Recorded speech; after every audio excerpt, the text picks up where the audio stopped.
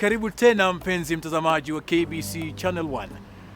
Na asante kuendelea kutizama kipindi unachokienzi cha Mkulima. Kipindi kinachokujuza mbinu mbalimbali za kilimo na jinsi ya kufanya kilimo biashara. Ng'ombe wa maziwa umfaidi si mfugaji tu bali pia wanunuzi. Unaweza ukaongeza maziwa yako dhamana ukajipatia maziwa ya mtindi au cheese. Lakini ng'ombe wa maziwa mjini hufugwa vipi? Kikosi chetu kilizuru eneo la Mathare na kujionea jinsi kijana barubaru anavyotumia muda wake vizuri kwa ufugaji. Karibu ujionee. Ng'ombe wa maziwa ni ng'ombe ambao wao hufugwa lengo lao kuu likiwa ni kutoa kiasi kikubwa cha maziwa peke yake. Hivyo kudumisha hilo, lazima wapate mbegu nzuri na kuwa na ndama ili kusaidia utoaji maziwa mengi. Ng'ombe wa nyama tu wanaweza kuishi hadi miaka 20, lakini ng'ombe wa maziwa ni vigumu kuishi miaka mingi hivyo. Kilimo mjini kimefaidi vijana wengi haswa wakati huu ambao kupata ajira maofisini ni vigumu. Edwin ni mmoja wa vijana hao anayefurahia ufugaji hapa Mathare. Mimi nimelelewa huku, nimegrowia huku from 1997. Nimesoma, nikaenda college huku. So nilikuwa kwenye nimelelewa kwa children's home. So I used to kulisha ng'ombe children's home. So hapo nikapata interest. Then ukigrowia huku unajua una notice shida za watu.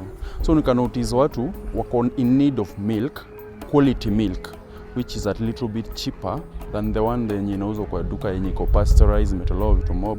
So nikapata hiyo idea ya at least ukikuja na maziwa iko strong quality, then iko bei iko chini, watu wataweza kuafford na kununua. At least utakuwa raise standard ya watu wanaishi huku, malnutrition na food security. At least umesort kitu kidogo the smallest way you can. Kama ujuavyo, mjini Nairobi ni vigumu kupata shamba. Ardhi iliyoko kama si majumba ni shule, uwanja wa watoto wa kuchezea ama masoko. Hivyo kuwa vigumu kuwa na kipande kidogo cha ufugaji ama kulima. Huku Nairobi, yes, na hakuna shamba. That is the biggest challenge we have. So the only thing we do, na utilize ile space kidogo iko, because the government is unapata ina to encourage to join agriculture, because at least it is the backbone of our nation and also in Africa, which imekuwa neglected. In Africa unapata watu, they are taught that English is mandatory in class, which na agriculture unapata imekuwa unaweza choose optional, but English ni mandatory. So after speaking English, so what? You need to eat.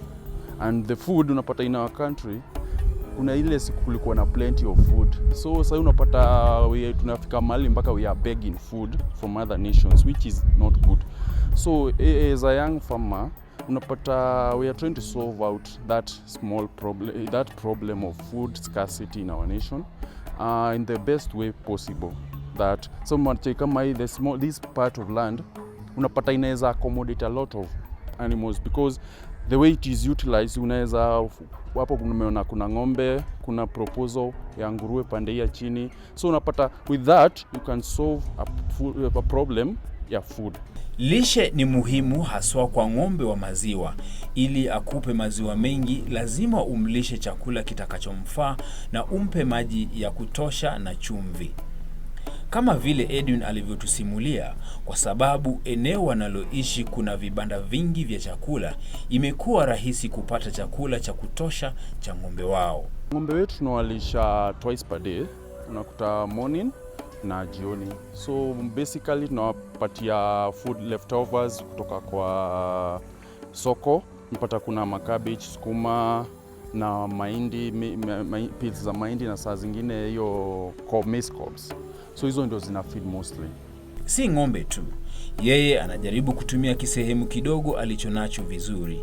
Mahali hapa pia yeye anafuga kuku wa kienyeji. Mbali na kuwauza wakiwa wazima, kuku hao wanampa mayai pia. Changamoto alionayo tu mahali hapa ni wezi haswa wa mayai. As I told you, tunajaribu kuutilize the best way possible. Unajipata kama in Nairobi hakuna shamba. So we want to do more with the knowledge we have, but unapata the limitation is the space. So what we do is the available space we have, unapata unajaribu squeeze itoshe vitu more, because unapata the animals are interdependent. So niko na dairy mill, maybe let's say nimekosa chakula ya kupea kuku, niko na dairy mill yenye ng'ombe inafaa ikule, so unapata nikigawia kidogo unapata ime survive na ime grow, inapata inakuwa profitable. So unapata the same kuku inakula greens, so unapata they interrelate in sharing resources. So unapata it is economical to rear more different type of animals in one area than one. Hapo awali alikuwa akifuga nguruwe, lakini kwa kukosa ujuzi walikufa wote. Hivi karibuni ananuia kurudisha ufugaji wa nguruwe pamoja na ng'ombe hao wa maziwa na kuku, lakini changamoto nyingine ni hela. Lakini hilo halimrudishi nyuma. Anajua kutoka kwa ng'ombe hao alionao, ndoto yake itatimia hivi karibuni. The biggest challenge is financial challenges. Unajua huwezi kopa in this nation, not even in our nation, lazima ukuwe na title deed, lazima ukuwe na wasewa na magari wanaweza kusimamia na loan ndio upate do capital ya kuanzisha ile project unapata. Unapata you have big dreams, you have big ideas, but the only biggest challenge you cannot access the funds, because ukienda kwa bank kitu ya kwanza atakwambia leta title equivalent or more, before even uangalizo chattel zingine watakwambia leta nini equivalent to or more to that amount that you want. So unapata the biggest challenge we have is finances, because unapata kama sasa tuko na proposal tunataka kuweka nguruwe, kurudisha nguruwe, we have a big space yenye inaweza tosha a lot more than 400 pigs. Chakula in Nairobi there is a lot of food, but the problem is the finances now. That is the biggest challenge we have. Magonjwa pia ni kero lingine. Lazima uwe mwangalifu na mahali ng'ombe wako wanalala na chakula wanachokula pia, ili kuzuia magonjwa na wadudu wengi. Lakini ni vyema kuwa na uzoefu wa kuwapiga dawa mara kwa mara ili kuangamiza kupe na wadudu wengineo. Ng'ombe wetu basically sisi tunaangalia sana, mostly deworming, na make sure tumapatia deworming. Sometimes some instances kuna zile uwezi zuia, unapata tu imepata kama pneumonia, unapata kama pneumonia. So what we do is we have a vet who comes to assess the ngombes and everything, the ngombe kama iko na in case inataka AI anything, so we have a vet, specific vet mwenye anakujanga kuziangalia. Kilimo si kazi rahisi na vile vile si kazi ngumu. Lazima ujitolee na uwe tayari kuanza safari hii. Pata mafunzo na ushauri ufaao, haswa kutoka kwa Wizara ya Kilimo, watafiti na extension officers walioko karibu nawe, na kazi itakuwa nywee.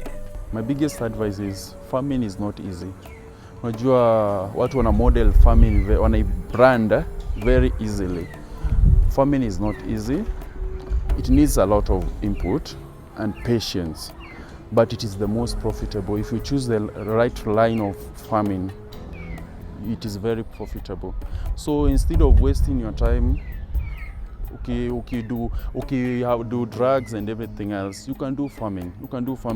Don't wait for to upate mtu mfadhili mwenye atakupatia 10,000 or anything. Kama unaweza nunua mbuzi moja, nunua. Hiyo mbuzi itazaa.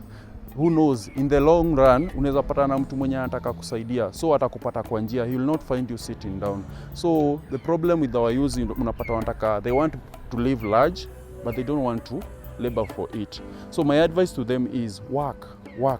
Now that you have energy, unajua as time goes unapata una hiyo nguvu ya kufanya what you used to do kitambo. Now that you have energy, now that you can risk. That is the best advice I can give them. Risk. Do what you can now that you have the energy. Soon you will reap for it. Faida za kilimo na ufugaji nazo ni tele. Hata kwa kuangalia nyuso na maisha ya wakulima, utabaini kazi hii ina manufaa kochokocho, licha ya changamoto hapa na pale. Bora tu uwe mvumilivu na usife moyo. Benefits imekuwa like now, apart from now, sasa ile benefit kubwa imekuwa financially, imetusaidia sana, imekuwa imetusaidia especially this time of corona. Unapata like somebody like me, si mkulima peke yake, I do other things. I'm a professional face and body painter. So unapata like kutoka corona ianze na hata kubali umunguze sura na corona ya mkono yuko nini ameambiwa usiguze sura. So unapata this imetusaidia sana, imekuwa part of our livelihood kutoka corona ianze. So imekuwa beneficial to us. And also the biggest benefit also to keep busy. You know, an idle mind is a devil's workshop. And being in Mathare, having lived in Mathare, there is that kuna hiyo stigma yenye ukiwa youth lazima utumie drugs, lazima udo drugs, lazima ufanye kitu ndio kuwe cool. So somebody like me, I can say I cannot boast that I'm unique, but I thank God that I grew here, but I don't do what other people do, because being focused is what has made me be where I am. Being focused is what makes me move on, want to do more. Edwin haogopi kuchoka wala kuchafuka. Ili awe tofauti na vijana wa eneo lake ambao kadha hujihusisha na utovu wa nidhamu, yeye kila kuchao huamka kuwatunza ng'ombe wake na kuku wake. Hata hivi karibuni ananuia kupanua kilimo chake na kuanza kilimo na ufugaji wa nguruwe. Na kama alivyosema, kilimo ndio uti wa mgongo wetu, kwa hivyo vijana tuamke na tujitume.